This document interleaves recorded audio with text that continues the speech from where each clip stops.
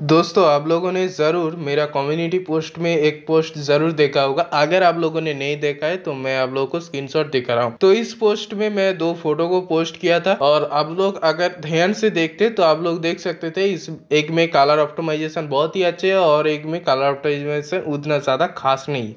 तो फ़र्क इतना क्यों है, इसका वजह मैंने वहाँ पे अच्छे तरीके से एक्सप्लेन नहीं किया था, जिसकी वजह से मैं एक वीडियो बना रहा हूँ। तो इसी को समझाने के लिए मुझे कुछ एग्जांपल्स लेना पड़ेगा। मैं कुछ फोटोज क्लिक कर रहा हूँ। एक फ्लावर की पिक्चर मैं क्लिक कर रहा हूँ जिसके ऊपर सनलाइट पड़ रहा है और इसको मैं 4:3 जो कि 12 मेगापिक्सल का खींचता है और एक है 4:3 जो कि 64 मेगापिक्सल से खींचता है। ऐसा करके मैं बहुत सारी फोटोज को खींच रहा हूँ और इसका एक फायदा भी है, जब 12 मेगापिक्सल से मेरा फोटो को खींच रहा हूँ तब मैं चाहूँ तो उसको जूम कर सकता हूँ। मतलब मैं कैमरा में जब फोटो क्लिक हो रहा होता है उसी समय मैं उसको जूम करके फोटो क्लिक कर सकता हूँ। इसकी वजह से मुझे बुके इफेक्ट्स जो होता है वो ज्यादा अच्छा देखने मिलता है। वही अगर हम लोग फोटो क्लिक करने के बाद उसको जूम आउट करेंगे तो वहां पे ज्यादा अच्छा बुके इफेक्ट्स नहीं देखने मिल रहे हैं। तो एक फायदा होता है 12 मेगापिक्सल से खींचने का। हम मैं फटाफट से कुछ फोटोज क्लिक कर लेता हूँ, उसके बाद हम लोग इसको जूम आउट करेंगे और इसके अंदर का डिटेलिंग जो है वो चेकआउट करेंगे। तो जितना भी सारा फोटो खींचना था वो हम लोग खींच चुके हैं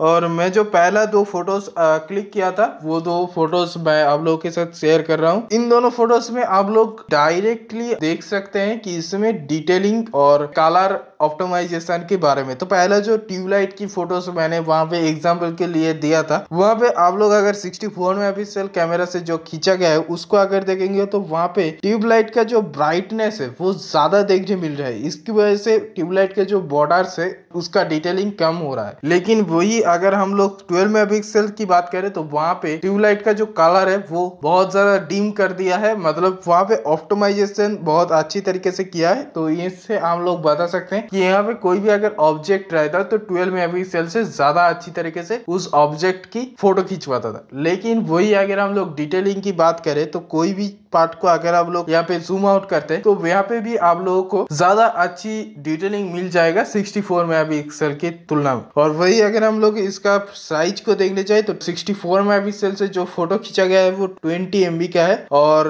12 मेगापिक्सल का फोटो 4 MB का है। ऐसे ही मैं जो भी फोटोज दिखा रहा हूँ साइड बाय साइड उन सभी फोटोज का जो साइज है वो मेंशन किया जाएगा। तो अब चलिए इस हर एक फोटो को और देख लेते हैं। तो पहला जो फोटो मैंने फ्लावर का फोटो खींचा था, तो यहाँ पे अगर हम लोग 12 मेगापिक्सल को देखने जाएंगे तो यहाँ पे आप लोग देख सकते हैं कि जो येलो कलर मतलब जहाँ पे सनलाइट पड़ रहा है वहाँ पे येलो कलर हो रहा है और जहाँ पे सनलाइट नहीं आ रहा है वहाँ पे ऑरेंज कलर और डार्क कलर आ रहा है। वही अगर हम लोग 12 मेगापिक्सल को देखें तो वहाँ पे जहाँ पे वो सनलाइट पड़ रहा है वहाँ पर भी ऑरेंज है और जहाँ पे डार्क है वहां पे भी बहुत ही अच्छी तरीके से ऑरेंज कलर को मेंटेन किया है। हाँ, लेकिन नीचे वाला एरिया थोड़ा सा डार्क है। तो डेफिनेटली यहाँ पे कलर ऑप्टिमाइजेशन अच्छा हुआ है 12 मेगापिक्सल में। और वही अगर हम लोग दोनों में अगर हम लोग सेम जूम करेंगे तो 12 मेगापिक्सल से ज्यादा यहाँ पे 64 मेगापिक्सल में ज्यादा डिटेलिंग देखने मिल रहा है। अब हम लोग कोई चीज को फोकस में रख के इस फूल का फोटो खींचते हैं। तो आप लोग देख सकते हैं यहाँ पे मैं दो फोटोज ले चुका हूँ, एक 64 मेगापिक्सल का है और एक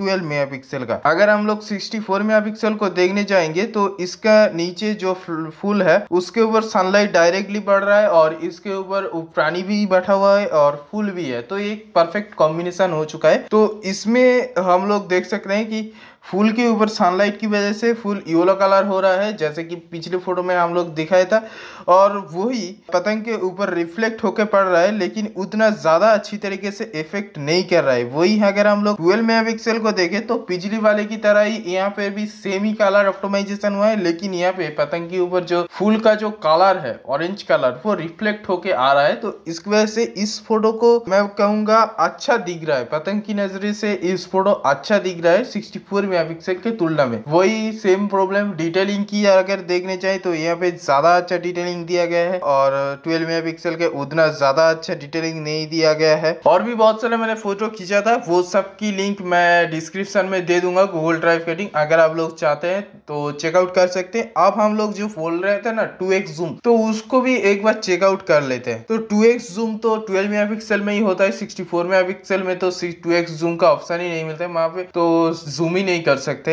एक ऐसा फोटो देखते हैं जिसमें जूम नहीं है और जिसमें जूम है। तो दोनों फोटोज को हम लोग जूम करते हैं, मतलब जो 2x जूम है उसको तो जूम करने की जरूरत नहीं है, लेकिन जो 1x में है उसको जूम करते हैं। तो अब हम लोग दोनों का अगर कंपेयर करेंगे तो आप लोग देख सकते हैं जिसको हम लोगों ने 2x जूम करके खींचा था उसका जो बुके इफेक्ट्स है बैकग्राउंड का वो ज्यादा अच्छा है जिसको हम लोगों ने 1x जूम में ही खींचा। इसके बजाय कि हम लोगों ने फोटो खींचने टाइम ही जूम कर लिया था, इसके वजह से सॉफ्टवेयर ने बैकग्राउंड जो है उसको अच्छी तरीके से ऑप्टिमाइज किया है, वही हम लोगों ने जिसको जूम नहीं करके खींचा था उससे तुलना में। और मैंने जैसा बोला गूगल ड्राइव का लिंक डिस्क्रिप्शन में आप लोगों को मिल जाएगा, आप लोग वहां पे जाके इस फोटो को चेक कर सकते हैं और आप लोग जांच कर सकते हैं। आप मेन मुद्दे पे आते हैं कि ऐसा क्यों हो रहा है। तो पहले हम लोग कलर ऑप्टिमाइजेशन को समझ लेते हैं। तो सेम सेंसर है, 64 मेगापिक्सल का सेंसर है, 64 मेगापिक्सल 12 मेगापिक्सल की तरह खींच रहा है। तो इसकी वजह से हर 4 सेंसर एक सेंसर की तरह ही काम कर रहा है। और कलर ऑप्टिमाइजेशन में ऐसा होता है कि जितना बड़ा साइज का सेंसर होगा उतना अच्छी तरीके से वो कलर ऑप्टिमाइज कर सकता है। इसकी वजह से 4 सेंसर जब एक सेंसर के काम कर रहे हैं तो उसमें ज्यादा लाइट पड़ रहा है और ज्यादा लाइट पड़ने की वजह से वो ऑप्टिमाइजेशन अच्छी तरीके से कर रहा है। वही अगर हम लोग डिटेलिंग की बात करें तो वहां पे उल्टा होता है, जितना ज्यादा सेंसर होगा उतना अच्छी तरीके से वो ऑप्टिमाइज कर पाएगा।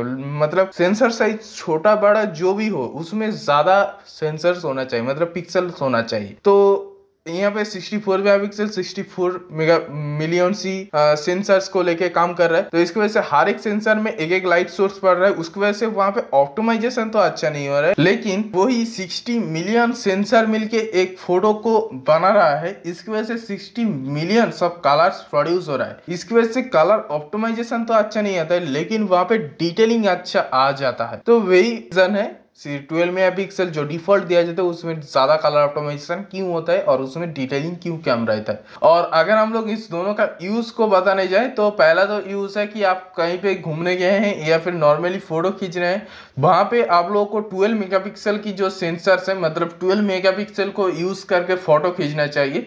लेकिन वही अगर हम लोग कोई डॉक्यूमेंट्स की फोटो खींच रहे हैं तो वहां पे जो टेक्स्ट रहता है वो ज्यादा अच्छी तरीके से दिखना चाहिए। तो इसकी वजह से आप लोगों को 64 मेगापिक्सल देना पड़ता है। तो इसकी वजह से बहुत सारा पिक्सल्स आ जाता है और अगर आप लोग उस फोटो को जूम करते हैं तो आप लोग उसका जो टेक्स्ट है हर एक टेक्स्ट आप लोग अच्छी तरीके से पढ़ सकते हैं।